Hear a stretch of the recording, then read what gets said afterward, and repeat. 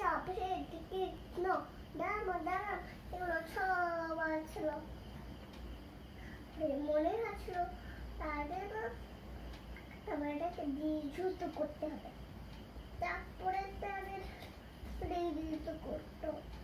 তারপরে গেছি গেল এই এখন ভাবলে নাও মার্টিন ঝড়ে করতেন বেগ করতেন তিনি আপন তাকে পালিয়ে ফেলে দিলেন ছড়ে গেল তিনি আপন যারা পড়ে যায় বাড়ি বাড়ে